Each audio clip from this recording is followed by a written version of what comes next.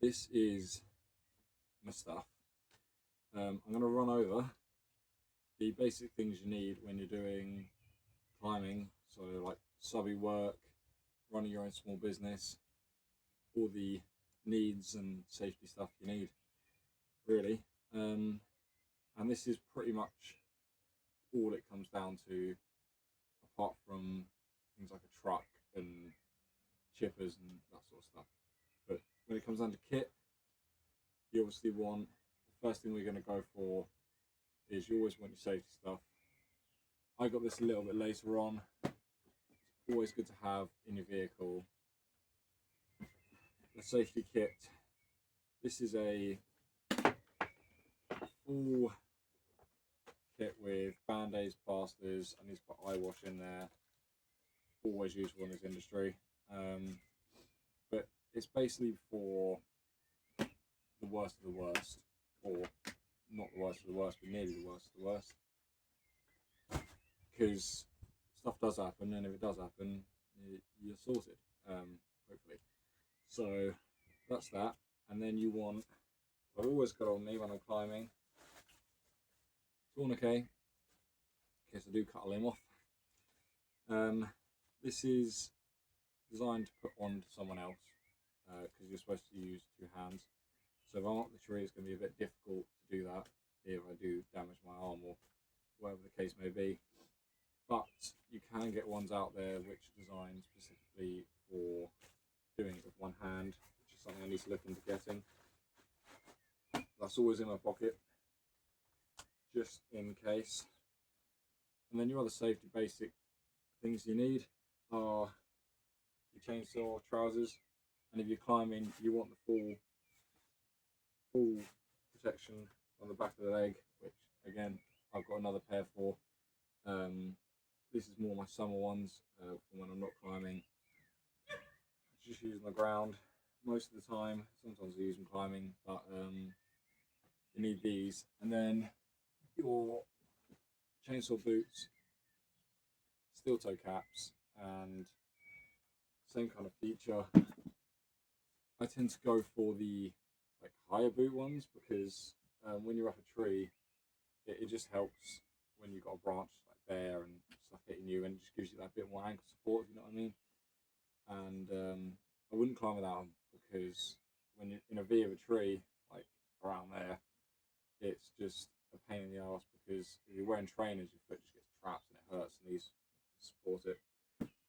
So yeah, I would go for them. I like the Stein ones, they're pretty good. I've kind of always used them because they work. But yeah, you can get any one you want, really. Then, once you kind of ticked off the safety stuff, you got your first aid, all your safety equipment. Obviously, everything you use has got to be safe, which is why it's so blooming expensive. Like your ropes and all that sort of stuff is also safety equipment, but we're just going to write down as tools for now. So we'll knock these off. If you are going to be doing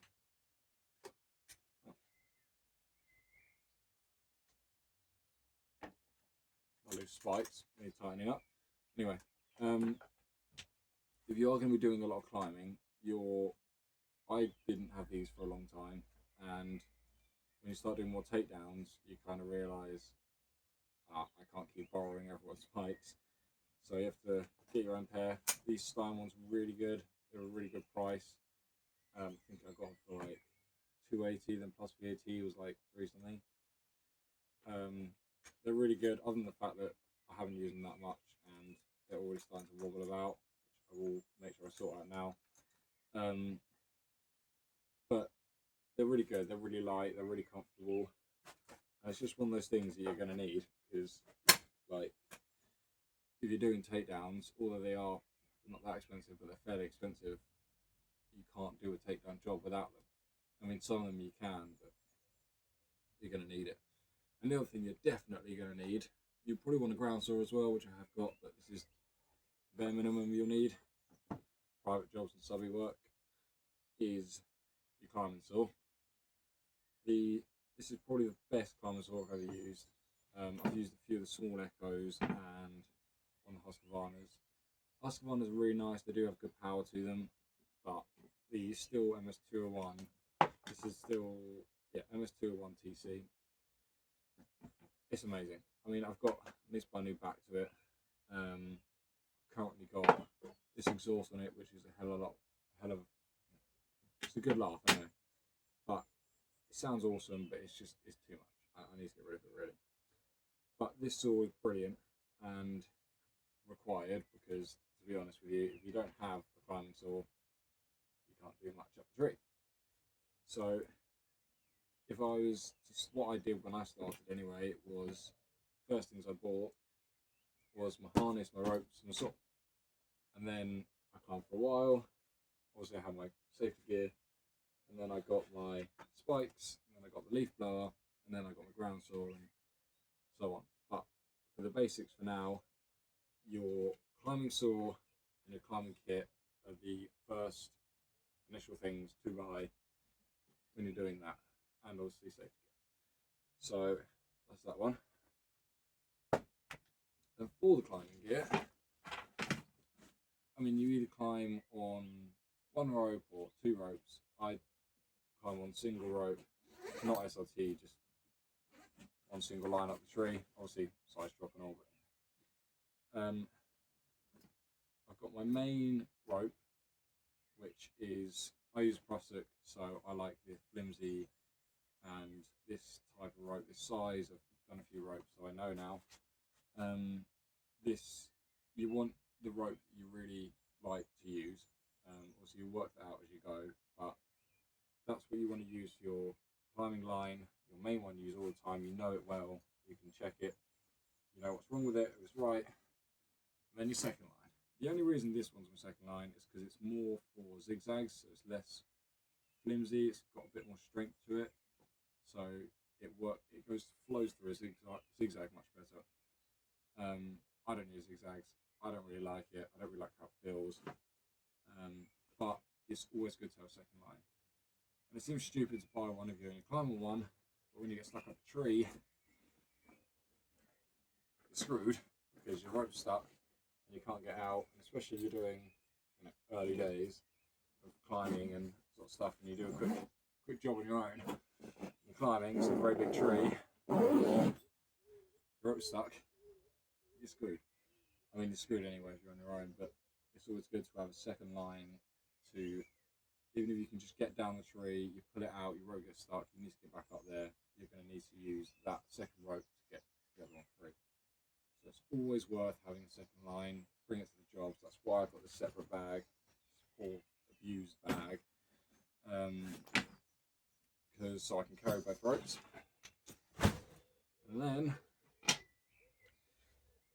comes down to opinion, but the famous silky saw, I absolutely love this thing. I mean, if you're doing small jobs, you're starting out and you're doing survey work and you're doing pruning jobs and small trees, it's perfect. And you probably will be in a situation where you're up a tree, having a saw right next to your arm doesn't feel too great. So that's what I've got this baby for. And the other reason I have this is because usually you're supposed to have a knife on you, because if you do get stuck or branched barber chairs and it splits downwards and you're pulled in and you can't get your saw or whatever the case is, you need to be able to have something to cut that rope. And if you've got a pocket knife, then sure, that's fine. You can get your pocket knife out and you can cut it. But this is option 2, or what I use for that substitute. I would cut the rope with this, and it just means that if there is something stupid that I've got to do, that's, I wouldn't want to use a saw, then I can use this. Obviously, big stuff you have to, but if it's something small you have to cut, then it's the way forward. And you can replace the handles, so they're brilliant. I would advise. For the climbing kit, you really don't need anything special. You need a few main things. Emergency gloves, because I don't wear gloves, but it's good to have them. Which is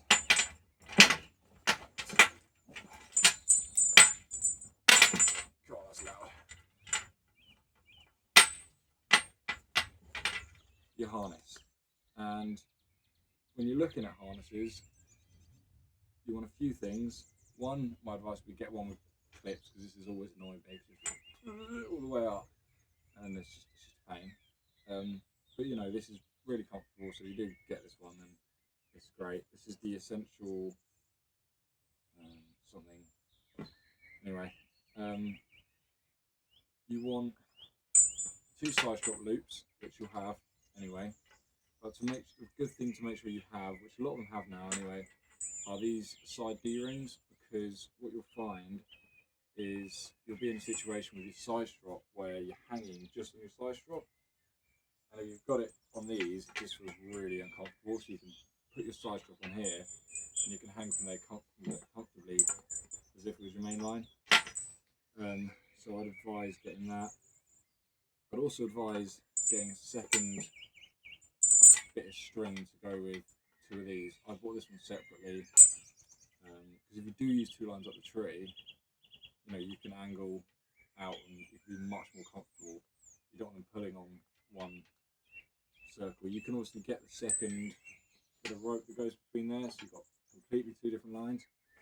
I never bothered, but it's something that I would definitely recommend getting 2. You don't need it when you're starting out, but I would recommend it. So there's your harness. One of the other things most people have, which is really good, is your tool hook, and makes a big difference. Stops the saw from hanging around getting caught, but it's not necessary, you don't need it. Then get it out. Your side strap. This is obviously absolutely necessary if you're climbing. I got mine as like a kit. You can get a lot of them. This one's very good. It's got a simple tightens there, and you loosen it that way. It's got a 3-point carabiner on it, really good when the side strap. Put it round. Anyway, absolutely necessary. If I was you, I tend to get a longer one because it just means you can lean out further with your side strap. Then